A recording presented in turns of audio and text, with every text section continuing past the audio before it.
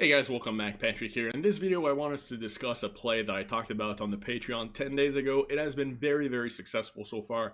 I've generated 7% overall returns on this play in a matter of a week and a half.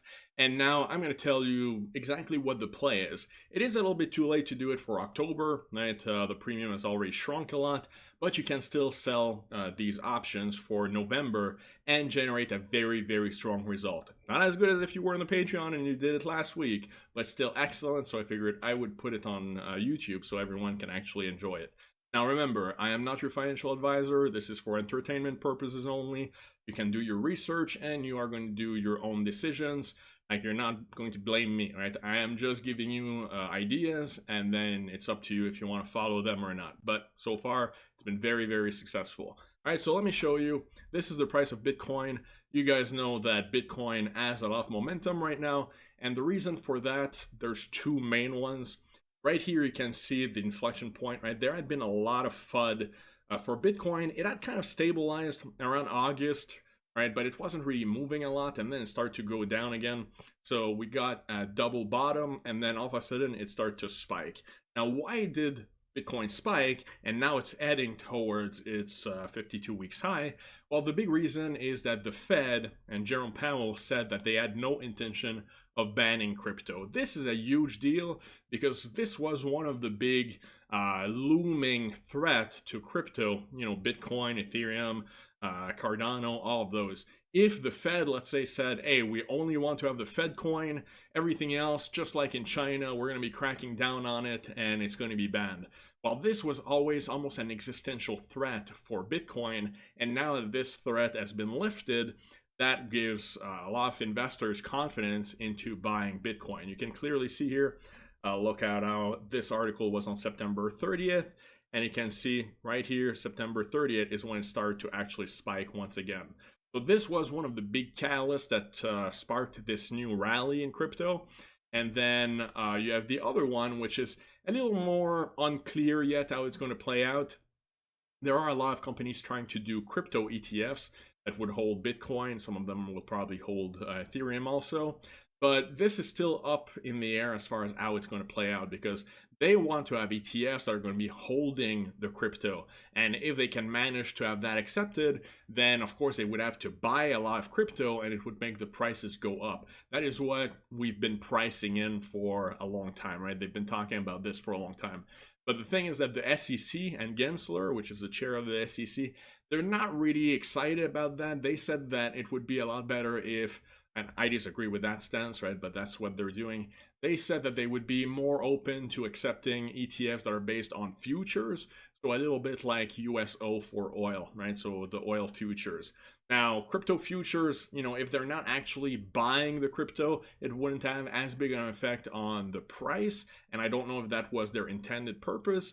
But so far, that's what we have, right? We're headed probably towards futures-based ETFs in the beginning. So it's not going to make the share price of the companies and the Bitcoin go up as much, but it's still very, positive for putting trust into the market as far as crypto, and now it's mainstream now. So where does that lead us? We know that Bitcoin and the other crypto have a solid base now, and they have positive momentum. It is going back up. So where does that lead us? It leads us to Bitfarms. This is a company that, it's a crypto miner, right? It is a company that when I did the spreadsheet with 10 different crypto miners, I feel like this one actually stood out as far as their production versus their valuation. So I looked into the company a lot and I played this one twice already, and very successful results, and now I'm sharing them with you so that you can look into it yourself. All right, so currently the price is $5.27. And I want you to pay attention. We're not going to dive deep into the chart, but look at how it had this double bottom, which tends to be fairly bullish, right? If you know anything about charting. And since then, it has been rebounding and staying above $5. Now, we talked about how there is a very strong correlation with Bitcoin, right? So since they're crypto miners, well, when Bitcoin goes up, it tends to do fairly well. So that's what we've been seeing. This stock has been recovering as well. And what I've been doing is mostly sell contracts above $5. I'm going to show you exactly how that works out. But a little bit more about Bitfarms. They keep announcing like great things. They gave us their production update for September, and they actually produced 1,050 Bitcoin in the third quarter, up 38% over the second quarter. So these are extremely, extremely strong numbers. Think about that. It's not 38% year over year. It's 38% quarter over quarter. So you can see that the company is ramping up very, very quickly. The company operations are based in Quebec, so they have a lot of access to hydropower, which is very cheap, and they're headquartered in Toronto. All right, so the company now has $100 million in Bitcoin, and you can read through it. You know, everything is very positive about it. They mined 305 new Bitcoin during September. They're mining 10 Bitcoin per day. So all in all, their production is very strong. Right now, they're pretty close to 1.6 exahash. For those of you that are a little bit more familiar with the jargon, and they're headed for 2 exahash, and their goal is 8 by the end of next year. So they're in line to actually achieve those goals, and that would make them one of the top crypto miners in North America and probably the world, right? So that is very, very positive. No big problems there. And that's the strength of that strategy, is that when I'm selling cash secured puts, I want to make sure that worst case scenario, you know, if the price actually drops, I'd be happy owning the company, you know, that's underlying those put options. Well, in this case, Bitfarms, I'd be very, very comfortable owning it, knowing that their production is up to par. All right. Another thing here is that they are continuing to expand. So they're finding another 13 megawatts of hydropower. So the company is really, really setting themselves up for that 8 exahash that I was telling you guys about. So no problem there. They're going to continue ramping up very, very rapidly in next year. And hopefully that's going to make the share price stay above $5. So what have I been doing about it? Well, for October, I hope you guys can see it here. Anyway, so for October, I was selling the $5 puts, right? So right here. So I sold them for 55 cents. All right, so do the calculation, 55 cents divided by $5, what I'm risking, you know, putting as collateral, that is above 10% returns from the 1st of September to where we are now. So currently, you know, the last price was at 17 cents. That means I collected 38 cents out of 55. So it is very possible that the price is going to crash. You know, I can't predict the future, but so far this investment has been extremely, extremely successful.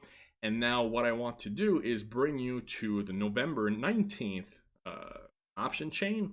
And here you can see that for the $5 strike price, the actual premium, you know, the last price is at 75 cents. Now I see that that dropped a little bit since I started making the video, right?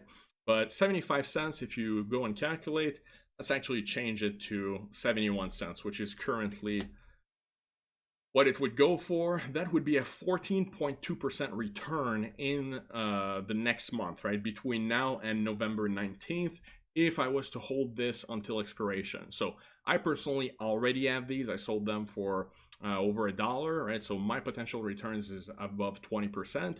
But if I was to open more today, right, I would get about potentially 14.2%.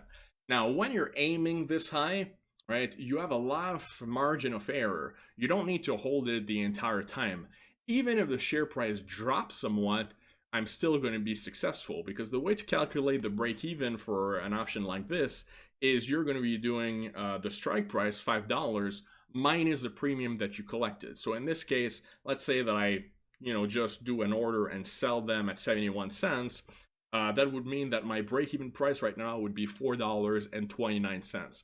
So as long as the share price stays above $4.29, I'm making profits. If it goes under $4.29, then I might start taking some losses. But as we talked about, this is a fairly good company. It tracks the price of Bitcoin.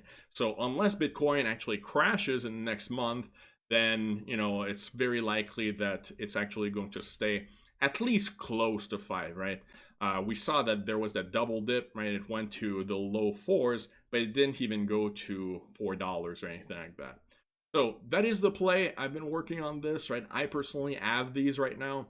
My potential returns above 20. Right now, if you were to do this, it would be about 14. That's still extremely high. You don't get a lot of opportunities like that in the stock market. And again, worst case scenario, it starts to drop a little bit. You close your position and you didn't really lose anything.